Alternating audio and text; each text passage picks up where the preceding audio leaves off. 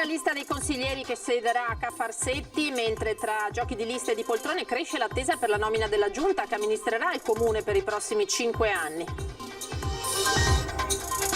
Sabato a Venezia è prevista una marea a 135 centimetri secondo il centro maree del comune e con la notizia del Mose che si alzerà fioccano le disdette delle prenotazioni negli alberghi.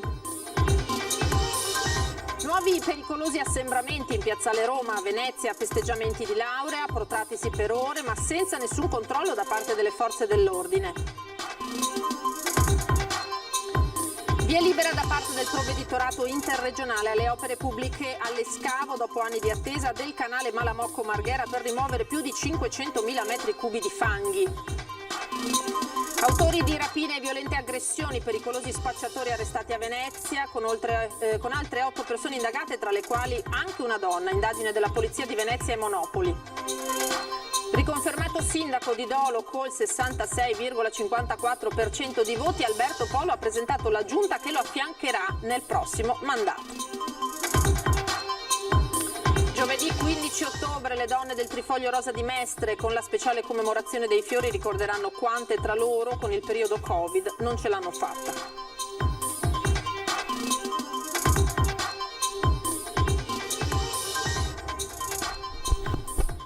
Buonasera, ben ritrovati in diretta con l'edizione veneziana dei telegiornali di Antenna 3. Partiamo subito dai dati dei contagi perché c'è stato davvero un balzo in avanti, un'impennata nei report di questa giornata. Vi mostro quello più eclatante delle 8 del mattino, dunque nelle ore diciamo da ieri sera a questa mattina, 305 casi in più in Veneto, 78 solamente a Venezia, legati a quanto pare a più realtà, in particolare aziendali e nel settore navale. Altri 55 sono i contagiati che si uniscono nel report di questa sera, con la provincia di Venezia che dunque raggiunge quasi il centinaio di nuovi positivi nelle 24 ore. Questo al momento il quadro per quanto riguarda i contagi da Covid, che dunque continuano, lo abbiamo visto, ad aumentare. A Venezia, veniamo invece all'amministrazione della città, cresce l'attesa per la nomina della giunta che amministrerà il comune per i prossimi 5 anni accanto a Luigi Brugnaro. Intanto è stata ufficializzata la lista dei consiglieri che siederanno invece a Ca' Farsetti. In attesa di conoscere i nomi che comporranno la giunta che affiancherà il sindaco Luigi Brugnaro per il secondo mandato, è arrivata l'ufficialità dei 36 consiglieri comunali eletti a Ca' Farsetti. Il rapporto maggioranza-opposizione è di 22 a 14. Dei 9 candidati sindaco ne entrano in consiglio 6. Oltre a Luigi Brugnaro c'è Pierpaolo Baretta del centro-sinistra e, unici eletti della propria lista, l'esordiente Marco Gasparinetti di Terra e Acqua 2020, la consigliera uscente del Movimento 5 Stelle Sara Visman, Stefano Zecchi del Partito dei Veneti e l'ex presidente della Municipalità di Venezia Giovanni Andrea Martini, sostenuto dalle civiche Tutta la città insieme e per Mestre Venezia. Tra i gruppi a fare la parte del leone è ancora una volta la lista Luigi Brugnaro sindaco con 14 eletti. Dietro al primatista di maggioranza Simone Venturini c'è un altro assessore uscente, Renato Boraso, quindi Alessandro Scarpamarta e Paolino Danna. Più ristretta la lista degli eletti tra gli alleati. La Lega porta 5 consiglieri. Dopo la più votata Silvana Tosi c'è il deputato Alex Bazzaro e la new entry del partito, il segretario dell'UGL Sebastiano Costalonga. La maggioranza è completata da altri 3 eletti, 2 per Fratelli d'Italia, Francesca Zaccariotto e Maica Canton, 1 per Forza Italia, Michele Zuin. Il centro-sinistra potrà contare, oltre a Pierpaolo Baretta, su 7 consiglieri del Partito Democratico, seconda forza a Ca' Farsetti, capitanati dalla primatista assoluta di preferenze, la veneziana Monica Sambo, capogruppo uscente, ed Emanuele Rosteghin. Mentre le altre 4 liste della coalizione portano in consiglio 2 eletti, l'ex deputato e presidente uscente della Municipalità di Marghera Gianfranco Bettin, con Verde Progressista, e Cecilia Tonon di Venezia e Tua, già consigliera di Municipalità di Venezia e presidente dell'associazione Masegni e Nissioetti. Ora a Pellestrina, dove Alessandro Scarpa Marta è il consigliere comunale più votato del centro storico nella lista del sindaco. Sanità, trasporti e lavoro Sono queste le 3 priorità per il prossimo mandato individuate da Alessandro Scarpa Marta con le sue 944 preferenze personali, risultato il consigliere comunale più votato del centro storico nella lista fucsia del sindaco. Alle ultime elezioni è andata bene con 944 preferenze personali. Volevo ringraziare tutte le persone del territorio, i cittadini che ci sono stati vicino in questi ultimi 5 anni. Abbiamo fatto molto per Venezia Centro Storico, per le isole della Laguna di Venezia e per la terraferma, ma c'è ancora molto da fare ed è per quello che ci siamo candidati per portare avanti e completare questo grande lavoro. A Pellestrina, isola dove è nato, lo ha votato un elettore su 2 di coloro che si sono recati alle urne, ma Scarpa Marta ha raccolto una raffica di consensi anche a Lido, Malamocco Alberoni, Murano, Burano, Sant'Erasmo e Sant'Elena, il sestiere veneziano dove risiede. Un ringraziamento particolare a tutti i cittadini per le segnalazioni e priorità assoluta a quelle che sono le esigenze della cittadinanza. Scarpa sta così per iniziare il suo terzo mandato in consiglio comunale. È stato il delegato alle isole della giunta uscente e nella prossima potrebbe ambire a un assessorato. Lui conferma il suo impegno a lavorare per la gente e il territorio e aggiunge: in particolare per la sanità, per i trasporti e il lavoro. Un grazie di cuore a tutti voi. Nuovi pericolosi assembramenti a Venezia, e torniamo dunque al tema Covid, in occasione delle feste di laurea, ragazzi senza mascherina e indisturbati per ore, senza alcun controllo da parte delle forze dell'ordine. Gente festante con tanto di bicchiere in mano, grandi sorrisi e tante chiacchiere, tante persone riunite in vari singoli gruppetti e tutti rigorosamente senza mascherina e tutti attaccati gli uni agli altri, alla faccia della distanza di sicurezza e alla faccia del contrasto al Covid. È successo di nuovo, è successo ancora, pericolosi assembramenti con la movida veneziana che inizia già dal pomeriggio con gli impietosi festeggiamenti di laurea. Le immagini che state vedendo non sono immagini d'archivio, si riferiscono soltanto a poche ore fa, con i ragazzi in festa a Venezia proprio dietro a Piazzale Roma. E la domanda è: dove sono finite le centinaia di vigili urbani? Possibile mai che dal pomeriggio e fino a sera nessun agente della Polizia Municipale veneziana sia passato di ronda nelle funzioni di controllo e sorveglianza che gli sono proprie? In tali casi di smarrito senso civico dei ragazzi, la triste verità è che soltanto il potere della divisa è quello autorizzato alla sorveglianza attiva della città, anche con denunce e multe. Mettere mano al portafogli dei trasgressori delle semplici regole anti-Covid, l'unico modo per alcuni, troppi, al momento conosciuto, e che richiama al senso del dono più grande, il rispetto della vita propria e altrui. Via libera da parte del provveditorato interregionale alle opere pubbliche all'escavo dopo anni di attesa del canale Malamocco-Marghera fino alla quota prevista dal piano regolatore portuale. L'autorizzazione è stata comunicata dall'autorità portuale di Venezia. L'escavo riguarda il tratto del canale tra il bacino di evoluzione 3 e San Leonardo. I lavori permetteranno di rimuovere circa 537.000 metri cubi di fanghi. Anche per domani sera il centro maree del Comune di Venezia ha previsto dalle ore 23:55 una quota massima di marea di 110 centimetri sul medio mare. Anche a questa quota la Basilica di San Marco viene allagata dalla marea e il primo procuratore di San Marco ripete: la Basilica è in pericolo, non possiamo più aspettare. Per 5 volte, anche nel mese di agosto, la Basilica è andata sott'acqua, allagata dalla marea.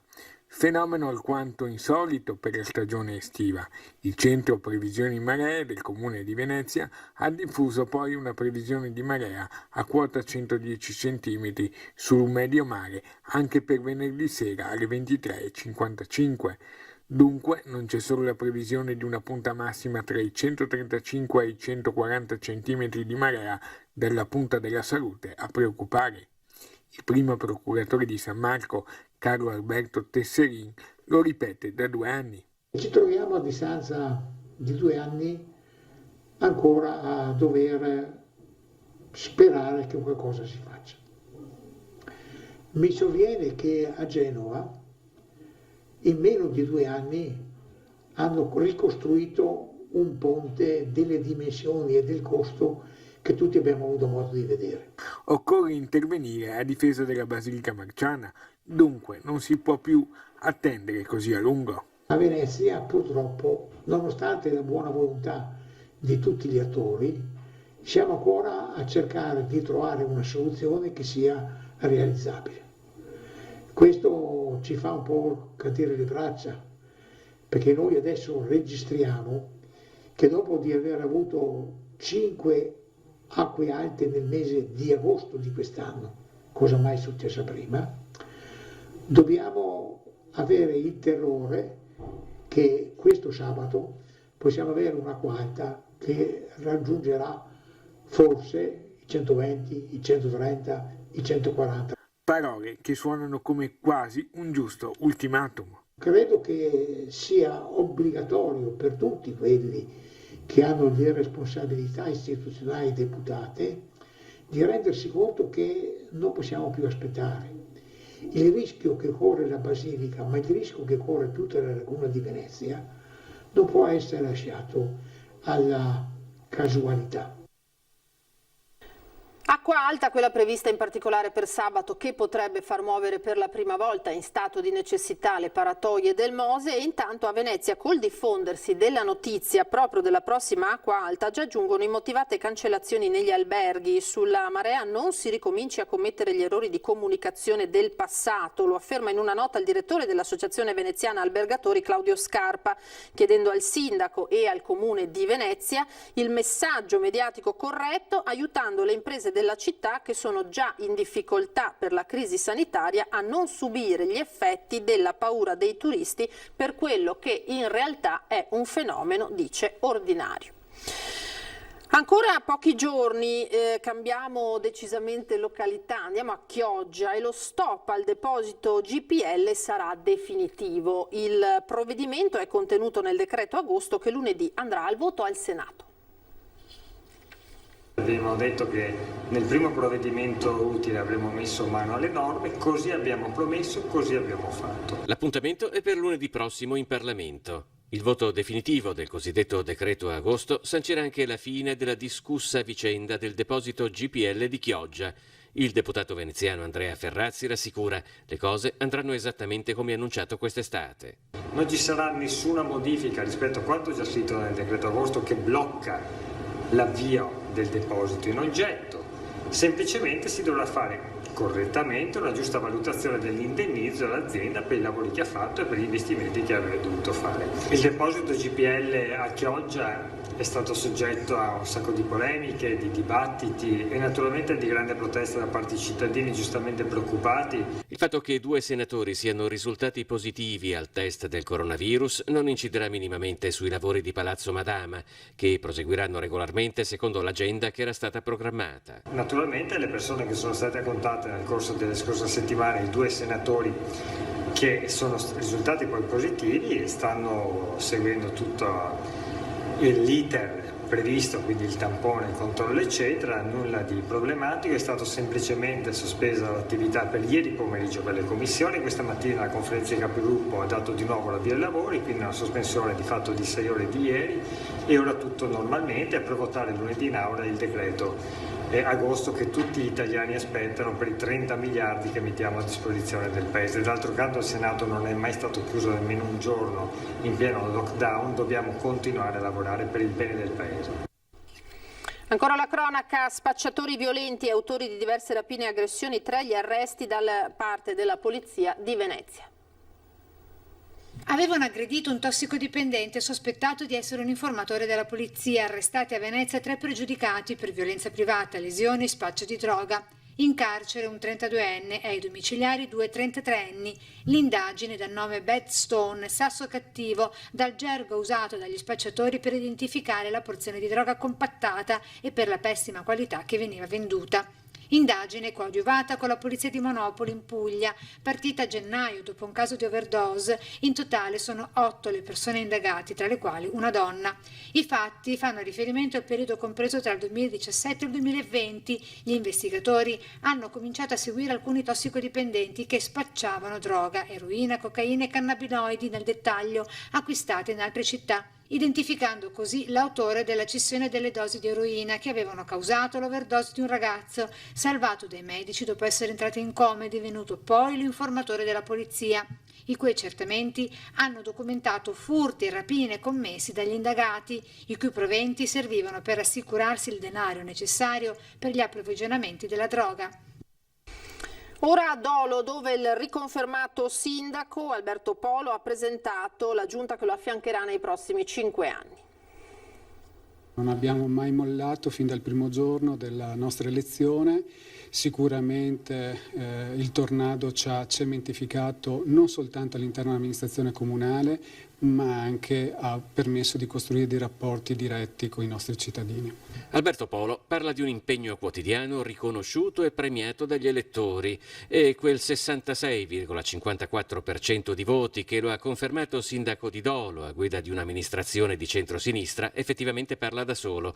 Passati i festeggiamenti, Polo indica le priorità del secondo mandato. L'ospedale perché rappresenta un punto di riferimento non solo per Dolo ma per una vasta area della Riviera del Brenta. Il territorio perché anche qui si parla di Dolo ma per la Riviera del Brenta di una valorizzazione e di un decoro diffuso, e il lavoro è legato anche ai primi 2 temi, quello del commercio, soprattutto della salvaguardia del commercio in questo periodo di crisi post-Covid. A fianco del sindaco rieletto e una giunta in cui ci sono riconferme e nuovi ingressi. Vengono confermati gli assessori Naletto come vice sindaco, anche Maschera e Bellomo. Ci sono 2 aggiunte femminili, Chiara Giuliano e Cristina Nardo. Sono 2 ragazze giovani che comunque sono impegnate da tempo vicino all'amministrazione. Il prossimo 15 ottobre le donne del Trifoglio Rosa di Mestre ricorderanno quante tra loro con il periodo Covid non ce l'hanno fatta e lo faranno con la speciale commemorazione dei fiori.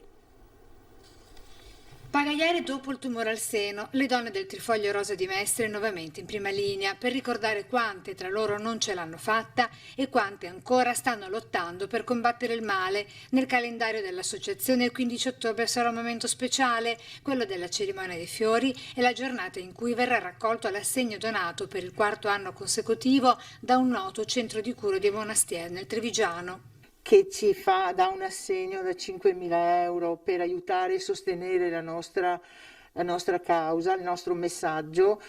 E il nostro obiettivo principale adesso, fra 2 anni, è da andare in Nuova Zelanda a partecipare ai campionati mondiali di tutte le donne in rosa del mondo. Lo sport come incentivo a non arrendersi, a fare squadre e perciò a non sentirsi sole nella lotta contro il cancro, racconta la capitana della Dragon Boat della Canottieri Mestre, ricordando quante invece sono venute a mancare in questo triste periodo Covid.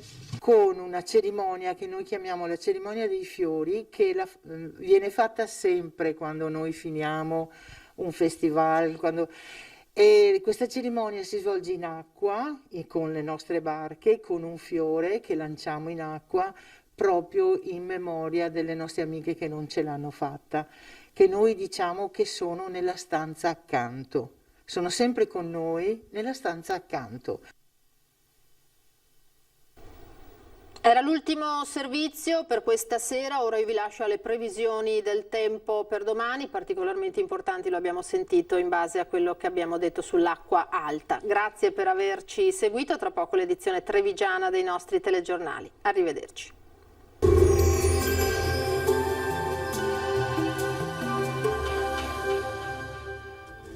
Benvenuti al Meteo. Torna il maltempo a causa di una nuova perturbazione dall'Atlantico che investirà il nostro territorio. Il dettaglio di venerdì 2 ottobre. Sul Veneto cielo irregolarmente nuvoloso, avremo precipitazioni diffuse anche a carattere di rovescio temporale, più frequenti e consistenti sui settori prealpini e pedemontani, più sporadiche sulla pianura meridionale e sulla costa. Forti venti di scirocco. Temperature sostanzialmente stazionarie, minime tra i 13 e i 15 gradi, valori massimi invece compresi tra i 17 e i 24 gradi. Stessa situazione poi anche sul Friuli Venezia Giulia, con temporali anche forti, attenzione a possibili locali nubifragi, specie sulle zone montane. Temperature minime fino a 17 gradi, massime sui 21-23 all'incirca. Infine uno sguardo al Trentino Alto Adige, anche qui avremo condizioni fortemente perturbate, rovesci intensi e rischio idrogeologico. Temperature minime sui 12-13 gradi, massime fino ai 16 gradi all'incirca. Dal meteo per ora è tutto, vi auguro un buon proseguimento in compagnia di Antenna 3.